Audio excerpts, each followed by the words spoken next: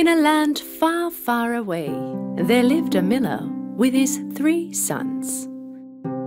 When the miller died, he left his oldest sons the mill, and to his youngest son, he left his cat. His younger son got really upset. Unlike his brothers, it was almost impossible for him to get by with the will he had got. He looked at the cat and said to himself, "What can you do with a cat? You can't even eat it." But suddenly, something very unexpected happened. The cat answered back. "You're awfully wrong about me, sir. I can be much more valuable to you than you think." The young man was stunned to see the cat talking. He asked, stuttering, How's that possible? If you bring me an empty sack, a hat, and a pair of boots, I will show you how." With his surprise wearing off, the young man thought to himself, if this cat can talk, he sure might know something. "All right, let's see what you can do." Young man brought everything the cat had asked for. The cat put the hat on, put his boots on, went to the mirror and looked at himself with pose, then put a bunch of lettuce along with 1 carrot in a sack and took off. When in the wood, he opened the sack and put it on the floor.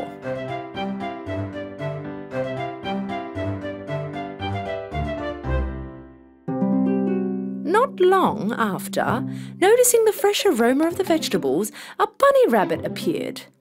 In order to eat the lettuce and carrot, the bunny rabbit entered the sack. The cat then quickly ran to the sack, tightly tied it up, and trapped the bunny rabbit in there. Instead of taking the bunny rabbit to its owner, he took it to the castle and told the guards that he'd like to see the king. Seeing a talking cat that's wearing a hat and boots, the guards quickly took him to the king's presence.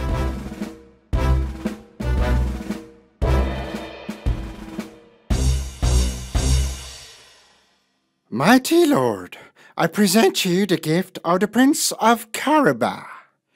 My master, the Prince of Carabas, has caught this bunny rabbit for you just now." The king was very impressed with this gift.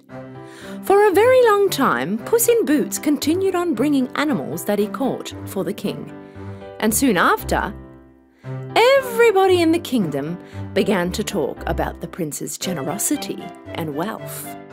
Each passing day, the king's curiosity grew, and so one day he asked Puss in Boots,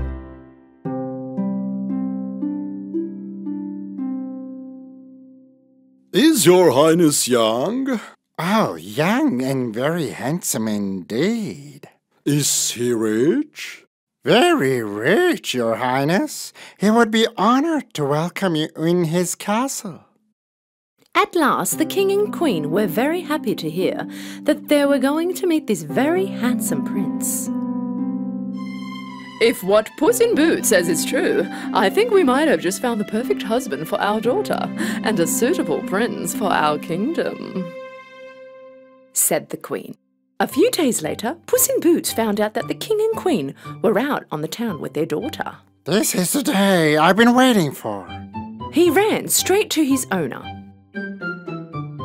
"Sir, we have to go to the riverbank right away. Follow me quickly." The young man did not understand what was going on, but he did, as he was told. "But why did we come here?" "To swim, sir." "To swim? But I don't know how to swim." "It's better that you don't. Take off your clothes immediately and get in the river. Trust me, sir, you won't regret it." Young man did as he was told and went in the river. And Puss in Boots hid his owner's clothes behind the bushes. When the king's carriage was passing next to the river, Puss in Boots ran to them, alarming. "Help! Help! My master, Prince of Carabas, is drowning!" The king immediately sent his men to the river. When his men were saving the young man, Puss in Boots explained to the king how the thieves had stolen his master's clothes. The king ordered the men next to him. Bring some of the best clothes we have to the prince. With his new clothes, the young man looked just like a real prince. When he was walking towards the king's carriage, the princess and the queen were watching him. The young man came next to the king and bowed before him. I can't thank you enough. My master, the Prince of Carabas, will be honored to host you in his castle, my king. I'll go now and prepare. Puss in Boots quickly ran off. The young man did not really understand why he was called the Prince of Carabas, but again he thought that Puss in Boots was up to something and kept silent. The princess immediately fell in love with this handsome prince. While running fast to a castle that belonged to a monstrous giant, Puss was yelling to the farmers that worked along the way. The king is approaching. If he asks, you will say that all this land belongs to the Prince of Carabas, or else he will punish you. Puss in Boots was running, and at the same time he was repeating the same to everyone he saw along the way. While the king's carriage passed along the way, everyone kept saying the same thing out of fear. The king was surprised that the prince owned such vast amount of land, but he was happy nonetheless. Meanwhile, Puss in Boots arrived to the giant's castle and knocked the door. The door opened with a big noise. When he saw a cat in boots with a hat, the giant was very surprised. When Puss in Boots started to talk, the giant was surprised even more. Good day, Your Highness. Who are you and what are you doing in my castle? Puss in Boots started to implement his plan. Well, let me put it to you this way, Your Highness. I am the king's loyal servant. The king has told me much about your amazing abilities on magic. Yes, that is right. For example, are you able to transform yourself into a huge lion? Sure I can. This is very easy for me. Using his amazing magic, the giant transformed into a huge lion. Puss in Boots got very frightened, of course, and jumped as high as he could. Okay. That's enough. The giant transformed back to his normal self. That was amazing.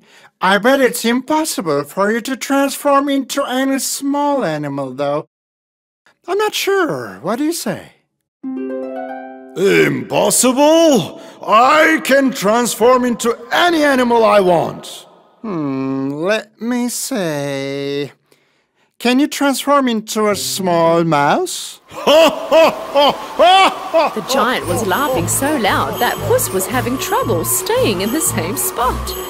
And so the giant used his magical strength and transformed into a mouse.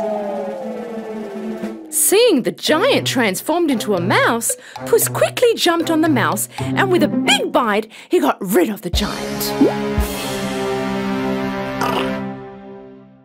Meanwhile, the king's carriage approached the giant's castle, and Puss quickly ran towards the king.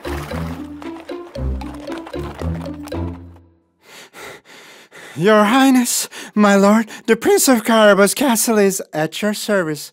Please come in. The king, queen, princess, and of course the young man gazed at the castle with admiration. While walking towards the castle, the queen asked the young man,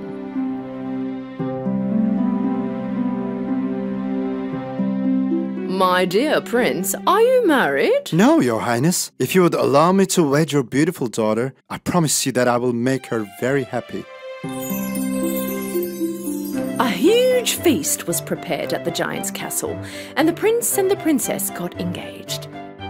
Soon after, they got married.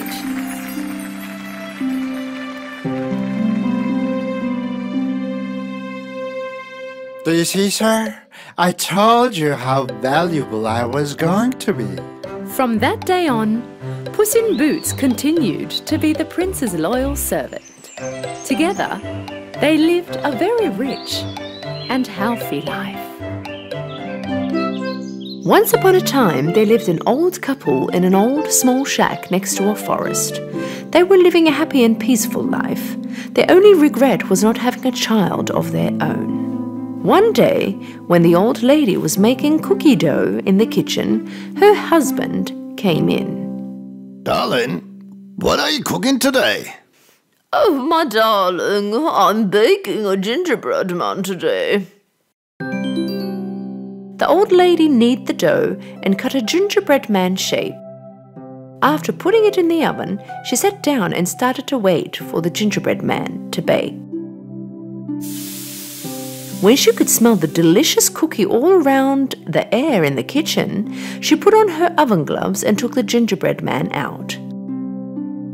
Now it was time to decorate it. She made eyes out of raisins and a cute nose using candy. And then she used some cream to make his hair and clothes. And lastly, she used cherries to make some buttons for him. She had a look at her masterpiece and said, "My gingerbread man looks beautiful, but I feel like something is missing." The old lady looked at him again and, "Oh, his mouth! I forgot to make his mouth." She drew a mouth on the gingerbread man's face with the cream. "Oh yes, now you are complete, my gingerbread man." At that moment, something unexpected happened. Thank you! But how can it be you are talking?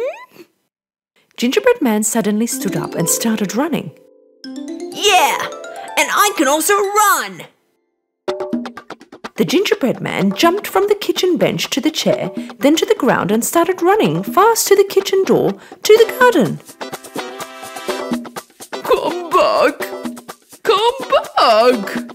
the old lady yelled. The gingerbread man began talking whilst he was running. Yeah! Run! As fast as you can, but nobody can catch me, because I'm the gingerbread man. The old lady got out to the garden and started running after the gingerbread man. The man looked out the window and saw his wife running and yelled, Hey, where are you running? The old lady answered to her husband whilst running. "My gingerbread man ran away. I'm trying to catch him." The old man was speechless. The old lady ran, but the gingerbread man was so fast that it was impossible to catch him. After a short while, the gingerbread man came across a ranch. A grazing cow noticed him. Oh, what a nice cookie! I should catch and eat him. The cow also began to run after the gingerbread man. Wait! Don't run! I'm gonna eat ya! Yeah! Run as fast as you can, and old lady's also trying to catch me, but nobody can because I'm the gingerbread man. The old lady and the cow were running after the gingerbread man. And at this time, a pig noticed the gingerbread man. A gingerbread man, true to my taste buds. Wait, and I will catch you. The gingerbread man answered the pig whilst he was running. Yeah! Run as fast as you can, and old lady and a cow are also trying to catch me. But nobody can because I'm the gingerbread man. While they were running, the gingerbread man in front, the old lady, cow and the pig behind him, a chicken noticed the gingerbread man while looking for some food. That has to be my lunch. So the chicken tagged along. Run as much as you want, gingerbread man. I'm gonna catch you. Yeah, run as fast as you can. An old lady, a cow, and a pig could not catch me. Neither can you. Nobody can, because I'm the gingerbread man. The gingerbread man in front, the old lady, cow, the pig, and the chicken, they all continued to run. But the gingerbread man was getting more and more further ahead from the others. The gingerbread man was so happy and very proud of himself. I'm the brightest and the fastest gingerbread man in the world.